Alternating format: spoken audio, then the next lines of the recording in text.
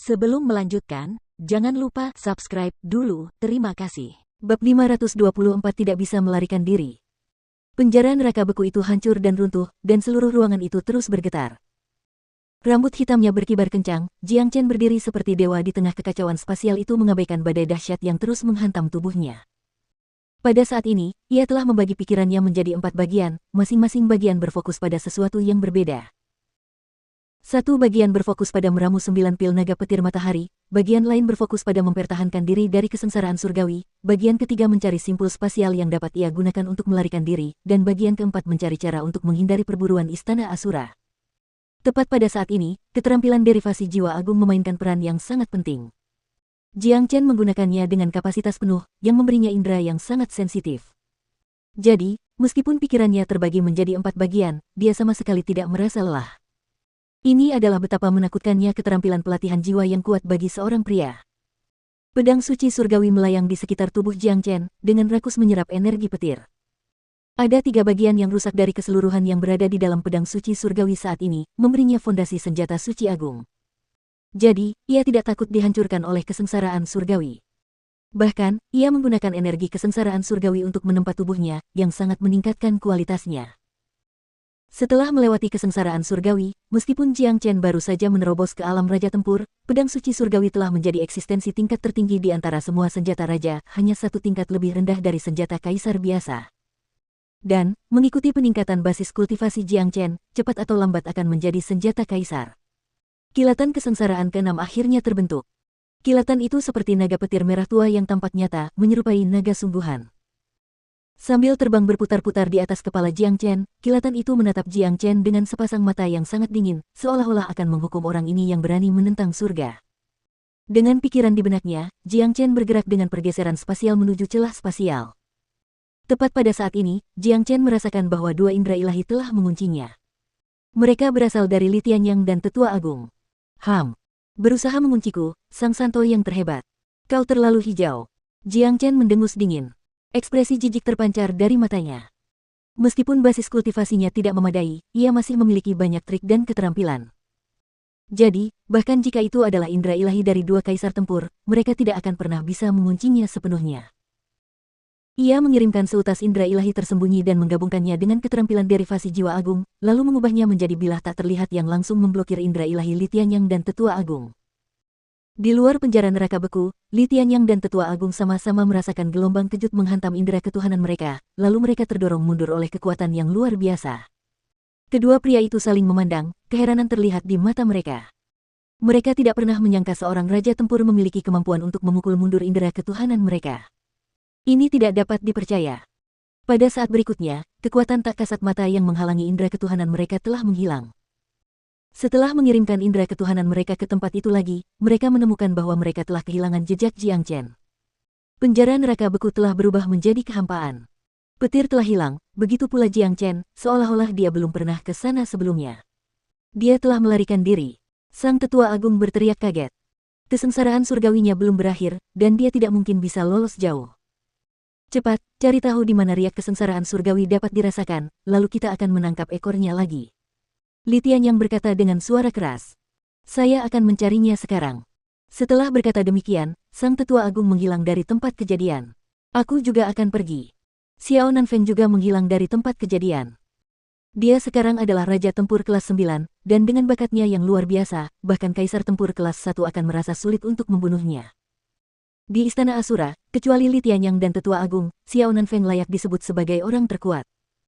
Ketika Tetua Agung dan Xiao Nanfeng pergi memburu Jiang Chen, Li Tianyang bergegas masuk ke penjara neraka beku. Ia melepaskan aura kaisar tempurnya dan menyebarkan semua energi hampa di tempat ini. Setelah itu, terbang dengan kecepatan luar biasa dan bergerak seperti hantu, ia tiba di tempat rahasia dalam sekejap mata. Di sana, ditemukan mekanisme pertahanan tak kasat mata, tetapi sebagian rusak.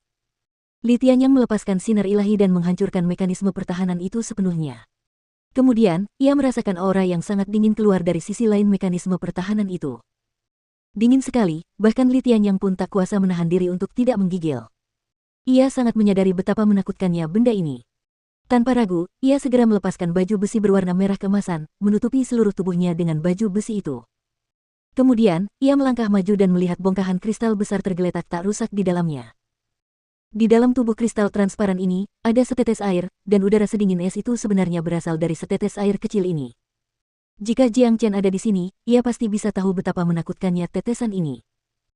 Berbicara tanpa syarat, seluruh penjara neraka beku hanya ada karena tetesan ini, sama seperti jimat es hitam yang telah menciptakan dunia gletser yang tak terbatas. Setelah melihat tetesan itu masih utuh, Li Tian yang akhirnya menghela napas lega, lalu bergumam, untungnya air sejati masih ada di sini. Dengan ini, aku bisa membangun penjara neraka beku kedua. Begitu aku mengembangkan keterampilan kaisar air duniawiku ke tahap daceng, aku akan menyerap air sejati ini. Pada saat itu, aku akan bisa menerobos ke alam Sein kecil. Senyum mengembang di wajah Li Tianyang. Setelah itu, ia melepaskan banyak rune dan menyegel kristal itu.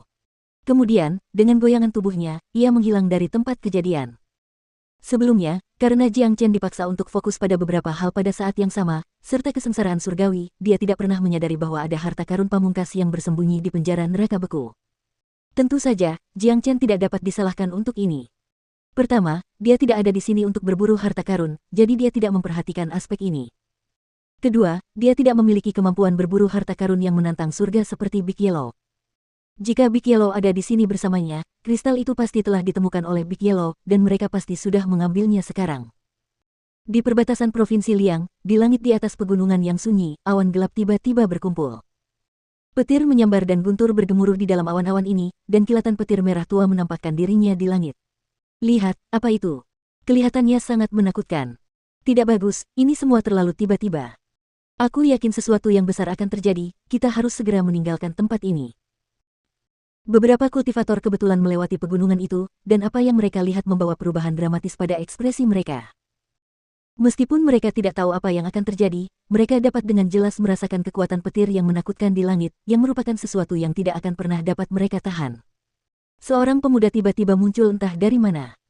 Pakaiannya compang camping, tubuhnya berlumuran darah, dan dia tampak dalam kondisi yang menyedihkan. Pedang yang tampak mistis mengikutinya, seperti bayangan yang tidak akan pernah terpisah dari tubuhnya. Pemuda itu tidak lain adalah Jiang Chen, yang baru saja melarikan diri dari penjara neraka beku. Retakan spasial yang ditemukannya telah langsung membawanya ke tempat ini. Namun, kesengsaraan surgawi telah mengikutinya seperti bayangan. Akibatnya, tidak ada cara baginya untuk melarikan diri dari baut kesusahan keenam. Bagus. Naga petir berwarna merah membuka mulutnya yang besar dan mengeluarkan raungan yang dahsyat. Beberapa kultivator yang kebetulan lewat dan berdiri jauh di kejauhan langsung tercengang. Pada titik ini, mereka akhirnya menyadari bahwa seseorang sedang menghadapi kesengsaraan surgawi di sini. Itu adalah kesengsaraan surgawi yang legendaris, dan mereka menyaksikannya dengan mata kepala mereka sendiri. Haha, ayo kita lakukan ini. Jiang Chen mendongakkan kepalanya dan tertawa. Meskipun ini adalah sambaran petir terakhir dari 6 kesengsaraan menengah, Jiang Chen tidak menunjukkan tanda-tanda takut saat menghadapinya. Ramuan 9 pil naga petir matahari hampir selesai, dan dia kini menghadapi langkah terakhir, yang juga merupakan langkah terpenting. Bagus. Seolah-olah merasakan provokasi Jiang Chen, naga petir itu menjadi marah. Sambil menyeret ekornya yang panjang, ia membawa serta lautan petir yang luas dan melesat ke arah Jiang Chen. Ledakan. Lautan petir yang luas langsung membanjiri Jiang Chen. Petir terakhir 2 kali lebih kuat dari petir kelima. Petir itu menghancurkan segalanya di sepanjang jalannya, dan jika seorang kultivator ditempatkan di tengah lautan petir ini, akhir ceritanya bisa dibayangkan. Untungnya, Jiang Chen, pria yang mengolah keterampilan transformasi naga, yang berdiri di sana. Jika dia digantikan oleh raja tempur biasa lainnya, raja tempur itu akan benar-benar lenyap dari dunia ini. Ledakan. Petir yang menakutkan itu terus melepaskan kekuatannya yang dahsyat, dan baru menunjukkan tanda-tanda akan padam setelah beberapa menit. Petir itu telah menciptakan kekacauan besar yang membuat orang-orang tidak mungkin tidak menyadarinya. Tetua Agung dan Xiao Nanfeng, dan bahkan Li Tianyang yang datang kemudian merasakan hal ini, dan bergegas ke tempat ini.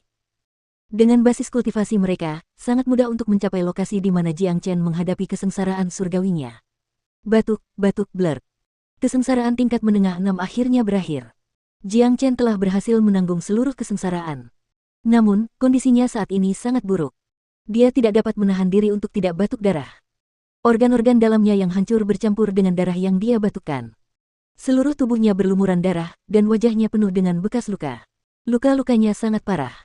Jika ada orang lain yang menderita luka seperti itu, dia pasti sudah pingsan sekarang. Namun, Jiang Chen masih kesulitan menopang tubuhnya dan melayang di langit. Dia melonggarkan telapak tangannya, memperlihatkan 7 pil emas yang bersinar terang. Energi yang kuat dan energi petir bocor keluar dari pil-pil ini, dan bayangan naga dapat ditemukan di dalamnya. Orang dapat dengan mudah mengatakan bahwa pil-pil ini adalah yang terbaik dari yang terbaik. 7 pil 9 petir matahari naga, itu adalah hasil terbesar dari kesengsaraan surgawi Jiang Chen. Dia sangat menyadari betapa buruknya kondisinya saat ini, jadi dia mengambil pil 9 petir matahari naga tanpa ragu-ragu dan melemparkannya ke mulutnya, lalu menelannya ke perutnya. Luka-lukanya terlalu parah, dan jika dia hanya bergantung pada kemampuan keterampilan transformasi naga untuk pulih, maka dia tidak tahu kapan dia akan pulih sepenuhnya dari luka-lukanya. Namun dengan bantuan pil 9 petir matahari naga, proses pemulihan ini akan dipersingkat. Memang, dalam sekejap mata, Jiang Chen telah memulihkan cukup banyak energi yuannya. Dia tidak bisa tinggal di sini lagi. Itulah pikiran pertama Jiang Chen. Ia tahu bahwa kesengsaraan surgawi pasti telah menarik perhatian para prajurit perkasa dari Istana Asura. Jadi, ia langsung meraih pedang suci surgawi dan menaruhnya ke laut ki miliknya. Kemudian, ia melangkah maju dengan jurus spasial dan mulai terbang secepat yang ia bisa. Ia dalam kondisi yang buruk sekarang, membuatnya bahkan tidak dapat membelah ruang dan bergerak lebih cepat. Jiang Chen, jangan berani-beraninya kau kabur lagi. Teriakan keras tiba-tiba bergema di belakangnya, dan gelombang energi yang kuat meledak di depan Jiang Chen, mencegahnya melangkah lebih jauh. Pria yang menghalangi jalannya tidak lain adalah Taipan Agung, pria yang berpakaian seperti seorang sarjana, Xiao Nanfeng. Pada saat yang sama, dua sosok muncul di belakangnya. Mereka berkali-kali lebih kuat dari Xiao Nanfeng, dan dengan sekali lihat, Jiang Chen dapat mengetahui bahwa mereka berdua adalah kaisar tempur. Mereka adalah Li Tianyang dan Tetua Agung. Begitu tiba, mereka langsung mengunci seluruh ruang, tidak memberi Jiang Chen kesempatan untuk melarikan diri dari mereka lagi.